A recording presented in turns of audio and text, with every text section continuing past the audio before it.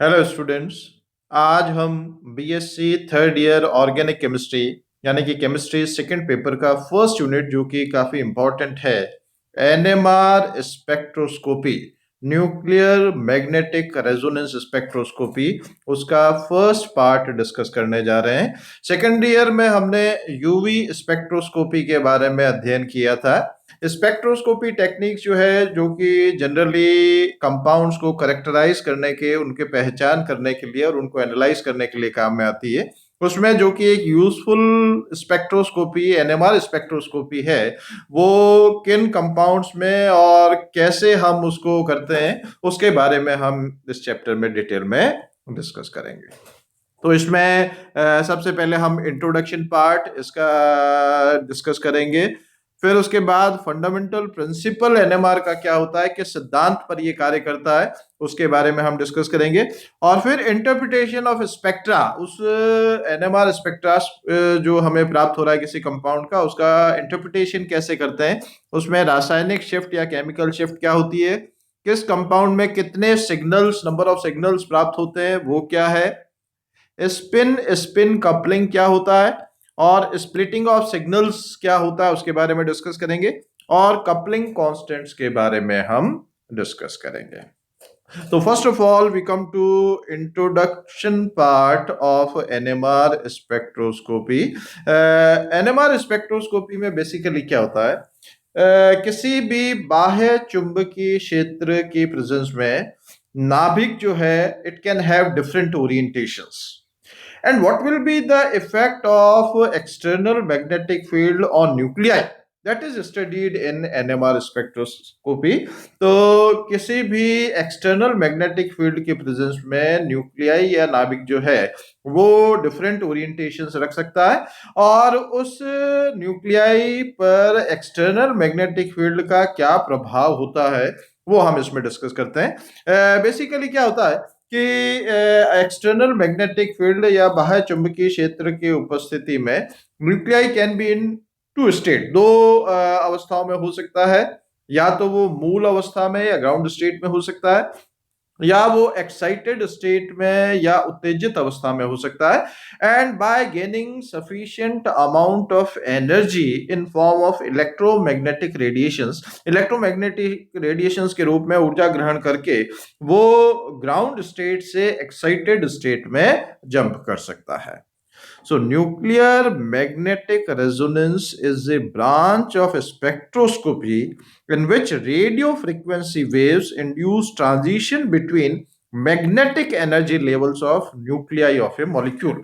Nuclei के जो different magnetic energy levels होते हैं, उसमें किस तरह से ट्रांजिशन होता है रेडियो फ्रीक्वेंसी या रेडियो वेव्स के उपस्थिति में, उसको यहाँ पर इस एनएमआर स्पेक्ट्रोस्कोपी में अध्ययन किया जाता है। ये जो डिफरेंट वेव्स हैं, radio frequency waves, microwaves, infrared waves, ultraviolet waves, X rays, gamma rays, उनका एनर्जी और फ्रीक्वेंसी के बारे में इसमें डिस्कस किया गया है। और जो विजिबल रीजन है, उसका इलेक्ट्रोमैग्नेटिक स्पेक्ट्रम जो है, वो इस स्लाइड में दर्शाया गया है। तो energy of different type of waves और frequency of different type of waves इस स्लाइड में शो की गई है। Now, energy of RF radiation is very small to vibrate, rotate, or excite an atom or molecule. But this energy is sufficient to affect the nuclear spin of atom of a molecule. जब किसी भी molecule या atom को radiations दी जाती हैं, तो वो radiation जो है, उन की एनर्जी इतनी कम होती है कि वो उसको वाइब्रेट, रोटेट या एक्साइट नहीं कर सकती मॉलिक्यूल को या एटम को, but it can affect the nuclear spin off atom. जो न्यूक्लियर स्पिन है वो एटम की, उसको प्रभावित कर सकते हैं। इसमें जो energy is equal to h nu, ये फॉर्मूला दे रखा है, एच प्लैंक कांस्टेंट है और न्यू जो है वो फ्रीक्वेंसी है। और रेडियो वेव्स की जो फ्रीक्वेंसी है वो 10⁻⁷ से 10⁸ साइकिल्स पर सेकंड के बीच में होती है। तो यहाँ पर ये न्यूक्लियाई जो है it is in absence of external magnetic field. पर जब एक्सटर्नल मैग्नेटिक फील्ड अप्लाई करते हैं तो न्यूक्लियाई जो है वो इन दो रूप में आ जाता है। This is ground state and this is excited state. और इन दोनों के बीच का जो एनर्जी डिफरेंस है उसको एच न्यू से रिप्रेजेंट करते हैं। और बाय गेनिंग इलेक्ट्रोमैग्नेटिक रेडिएशंस वो जो है वो अपने ग्राउंड स्टेट से एक्साइटेड स्टेट में आ सकता है, और बाय लूजिंग एनर्जी वो वापस एक्साइटेड स्टेट से ग्राउंड स्टेट में आ सकता है। nuclear spin. Now as we know, electrons are always in spinning position. Electron जो है वो स्पिनिंग पोजीशन में होते हैं, यानी कि वो अपने अक्ष पर भी, एक्सिस पर भी चक्कर लगाते हैं और न्यूक्लियाई के चारों ओर भी चक्कर लगाते हैं, और उनके स्पिन को हम प्लस हाफ और माइनस हाफ से रिप्रेजेंट कर सकते हैं। तो उसी तरह से न्यूक्लियाई जो है, न्यूक्लियाई में भी स्पिनिंग प्रॉपर्टी जो है वो एग्जिस्ट करती है, और उसमें भी स्पिन क्वांटम नंबर जो है वो होता है। Each spin active nucleus have a number of spins defined by its spin quantum number. हर एक न्यूक्लियाई का जो है वो स्पिन क्वांटम नंबर, जिसको हम आई से रिप्रेजेंट कर सकते हैं, वो होता है। तो जिस तरह से इलेक्ट्रॉन जो है वो स्पिनिंग पोजीशन में होते हैं, इसी तरह से न्यूक्लियाई जो है that also in spinning position. अब एनएमआर के लिए बेसिकली क्राइटेरिया क्या होता है? उसके लिए क्राइटेरिया ये है कि पहला तो we must apply external magnetic field. हम जब बाह्य चुंबकीय क्षेत्र अप्लाई करेंगे तो उस केस में एनएमआर स्पेक्ट्रा हो सकता है। And secondly we should supply energy in form of electromagnetic radiations. हम इलेक्ट्रोमैग्नेटिक रेडिएशंस के फॉर्म में एनर्जी सप्लाई करते हैं that resonates with energy gap. जो एनर्जी गैप अभी हमने डिस्कस किया था, उस एनर्जी गैप, इसमें एक्साइटेड स्टेट और ग्राउंड स्टेट के बीच में एनर्जी गैप है, उस एनर्जी गैप के बीच में रेजोनेट होता है। तो ये सेकंड रिक्वायरमेंट है। And third and most important requirement is nuclei should have spin quantum number equal to half. जो न्यूक्लियाई है उसका स्पिन क्वांटम नंबर जो है वो हाफ होना चाहिए। अब ये हाफ कब हो सकता है और क्यों होना चाहिए, तभी वो एनएमआर स्पेक्ट्रा जो है वो शो करेगा। तो न्यूक्लियाई जो है that consist of proton and neutron. नाभिक जो है उसमें प्रोटॉन होता है और न्यूट्रॉन होता है। Protons are positively charge and neutrons are electrically neutral, they have no charge. Now there are three possibilities. वो तीन पॉसिबिलिटीज क्या हैं? Both number of proton and neutron are even. Proton की संख्या और न्यूट्रॉन की संख्या दोनों सम है, तो उस केस में स्पिन क्वांटम नंबर आई की वैल्यू जो है वो 0 होती है। अब इसमें एग्जांपल हम क्या ले सकते हैं? 6C12। इसमें number of proton is 6, number of neutron 12 - 6, that is again 6। तो दोनों जो है प्रोटॉन और न्यूट्रॉन की संख्या सम है, तो इसमें स्पिन क्वांटम नंबर 0 होगा। 8O16, इसमें number of proton 8, number of neutron 8, यानी कि दोनों सम संख्या है, तो इसमें भी स्पिन क्वांटम नंबर जो है वो 0 होगा। तो 0 है, इसलिए इसमें एनएमआर स्पेक्ट्रा जो है वो पॉसिबल नहीं है। इन एलिमेंट्स में एनएमआर स्पेक्ट्रा नहीं पाया जाता। Now second possibility is both are odd. दोनों संख्या जो है वो विषम संख्या है। इस केस में spin quantum number will be 1। अब इसका हम एक एग्जांपल लें, 7n14। 7n14 में नंबर ऑफ प्रोटॉन क्या है? 7। नंबर ऑफ न्यूट्रॉन क्या है? 14 - 7, दैट इज अगेन 7। यानी कि इसमें प्रोटॉन की संख्या और न्यूट्रॉन की संख्या दोनों जो है वो विषम है, ऑड है, तो इसमें भी एनएमआर स्पेक्ट्रा नहीं पाया जाता है। अब थर्ड पॉसिबिलिटी क्या है? one is odd and other is even। यानी कि एक सम संख्या में है और एक विषम संख्या में है।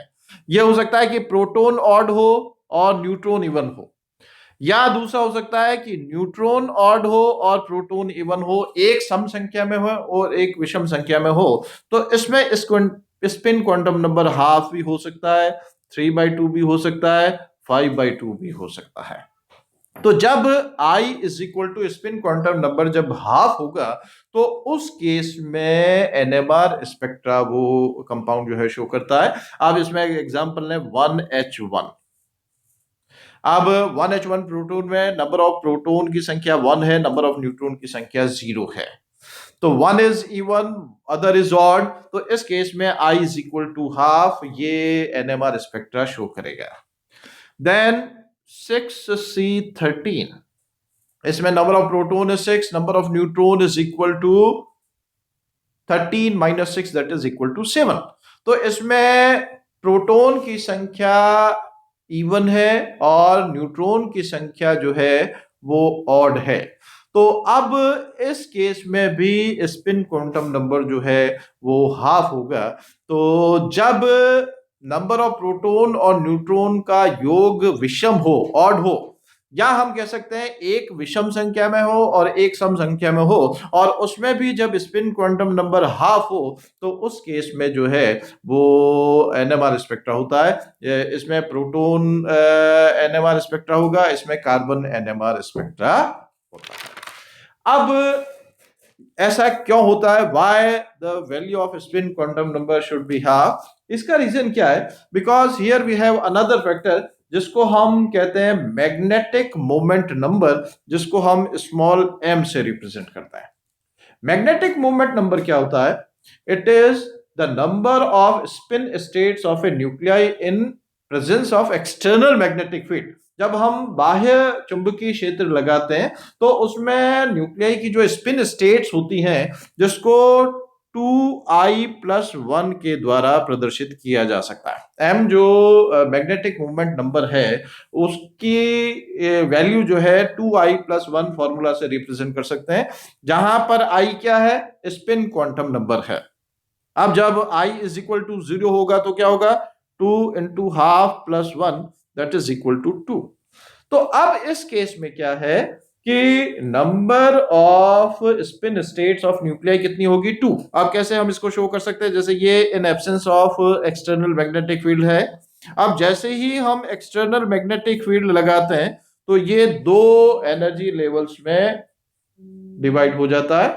One is having spin quantum number plus half, other is having minus half.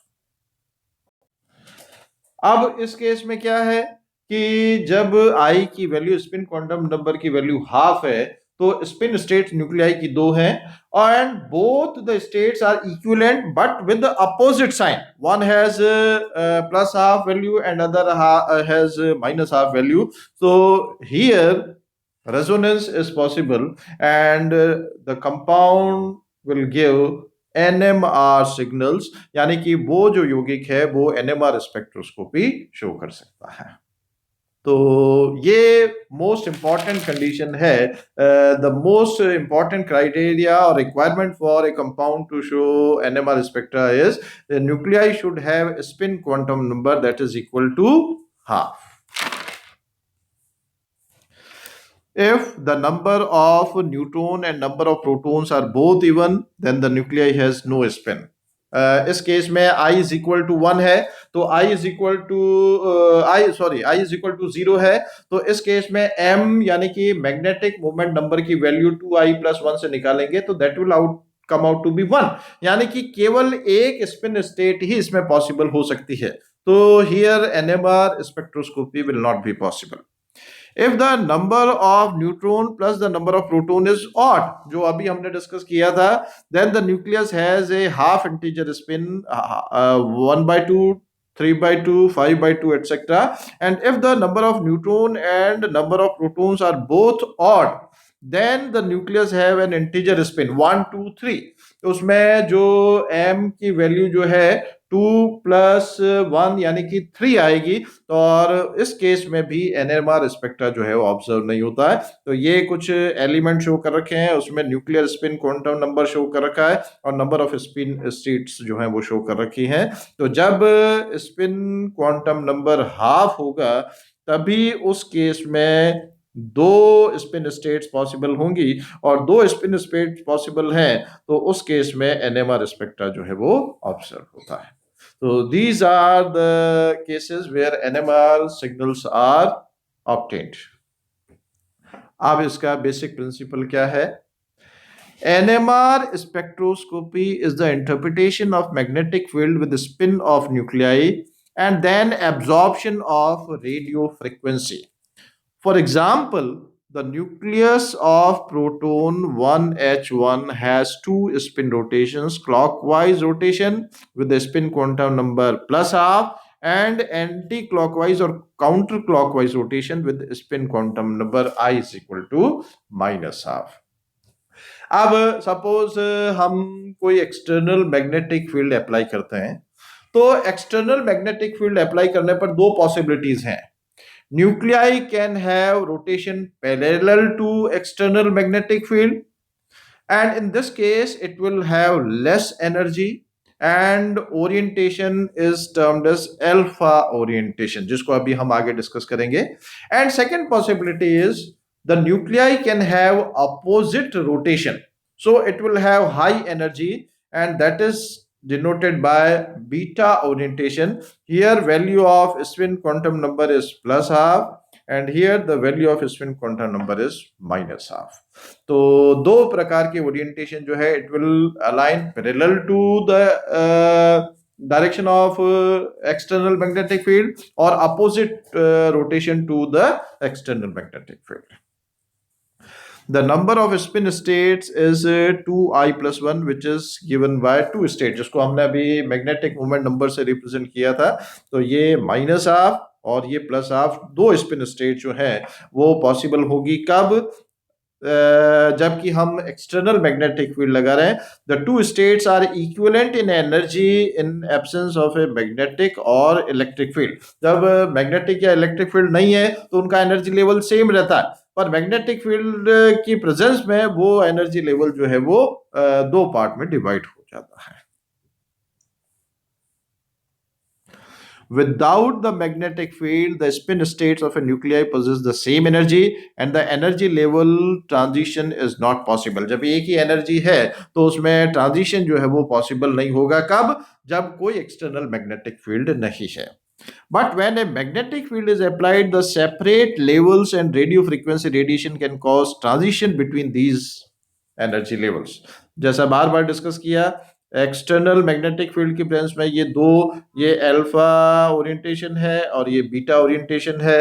Alpha orientation जो है इसमें रोटेशन जो है parallel to external magnetic field है और बीटा में जो है रोटेशन जो है वो अपोजिट रोटेशन है टू एक्सटर्नल मैग्नेटिक फील्ड, और इसका spin quantum number plus half और इसका माइनस हाफ है। And bye gaining energy in form of electromagnetic radiation इनका ट्रांजिशन जो है वो ग्राउंड स्टेट से एक्साइटेड स्टेट में होता है। तो ये जो है एनर्जी लेवल है जबकि कोई एक्सटर्नल फील्ड नहीं है, पर जब एक्सटर्नल फील्ड लगाते हैं तो दो लेवल में डिवाइड हो गया, और जितना ज्यादा magnitude of external magnetic field होगा, जितना इंटेंसिटी जो है बाह्य चुंबकीय क्षेत्र की ज्यादा होगी, उतना ही उसमें एनर्जी गैप डेल्टा ई की वैल्यू जो है वो उतनी ही हाई होगी। अब मैग्नेटिक प्रॉपर्टीज ऑफ न्यूक्लियाई के बारे में हम बात करें। When a charged particle such as proton spins on its axis, it creates a magnetic field. कोई भी चार्ज पार्टिकल जो है जब मूव करता है तो it creates a magnetic field around it। चाहे कोई भी चार्ज पार्टिकल हो, जब वो गतिमान अवस्था में होगा तो उसके चारों ओर चुंबकीय क्षेत्र क्रिएट होता है। Thus, the nucleus can be considered to be a tiny magnetic bar. क्योंकि न्यूक्लियाई जो है प्रोटॉन न्यूट्रॉन है, प्रोटॉन्स पॉजिटिवली चार्ज है, न्यूट्रॉन न्यूट्रल है, तो इसलिए न्यूक्लियस को भी हम एक बहुत छोटी मैग्नेट या चुंबक के समान जो है वो हम मान सकते हैं। It can be considered as a tiny magnet. But when magnetic field is applied, the proton possess spin and their own magnetic field align themselves either और opposite to the magnetic field. जैसा बताया कि जो उसमें orientation है वो align होगा या तो parallel to external magnetic field और opposite to external magnetic field. ये स्पिनिंग प्रोटॉन है जो कि मैग्नेटिक फील्ड क्रिएट कर रहा है।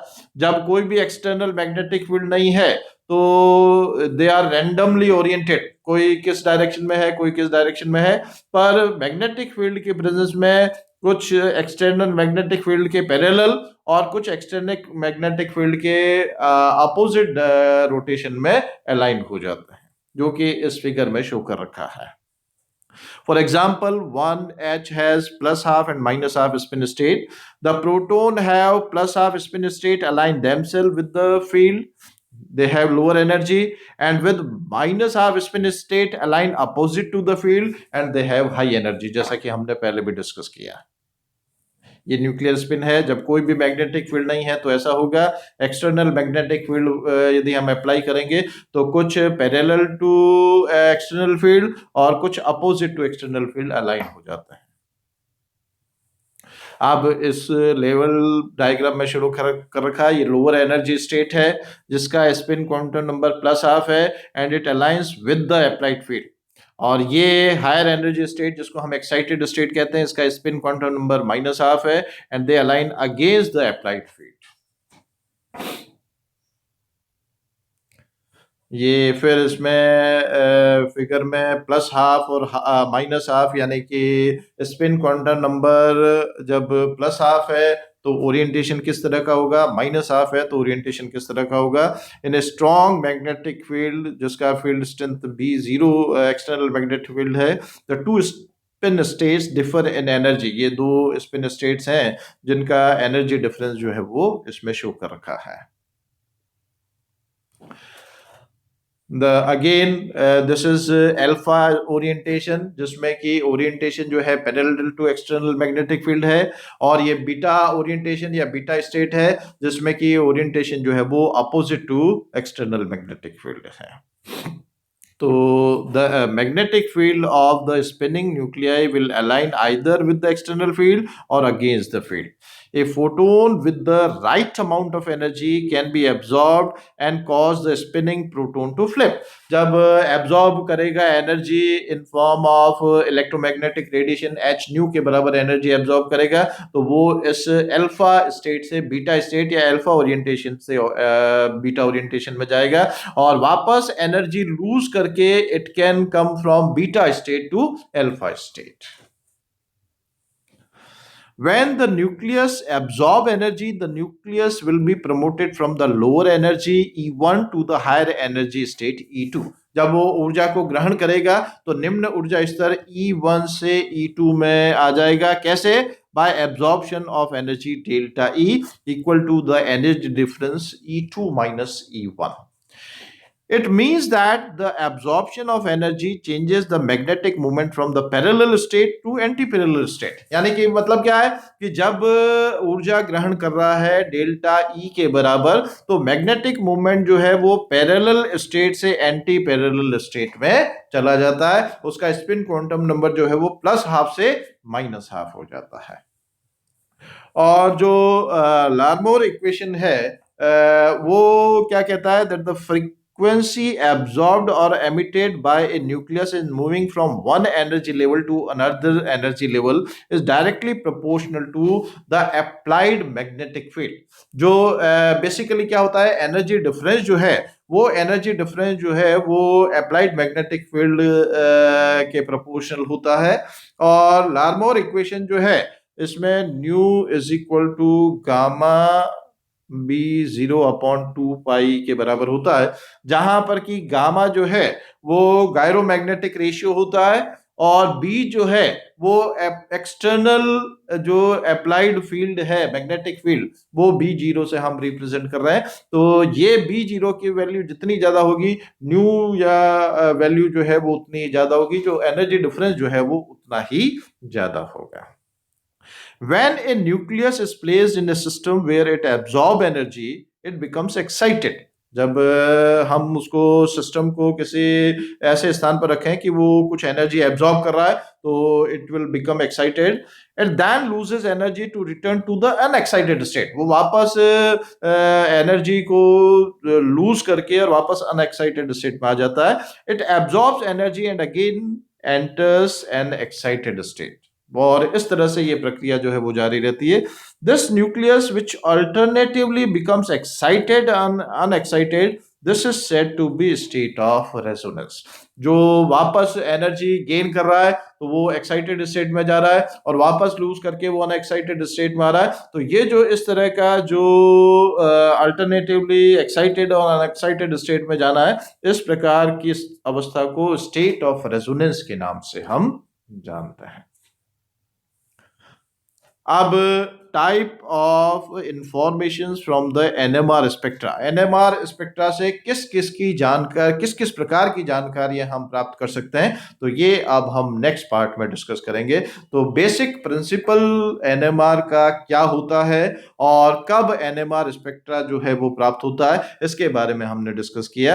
बाकी जो एनएमआर स्पेक्ट्रम की डिफरेंट टर्म्स हैं और उनमें क्या क्या किस तरह से हम एनालिसिस करते हैं, वो नेक्स्ट पार्ट में डिस्कस करेंगे। Thank you.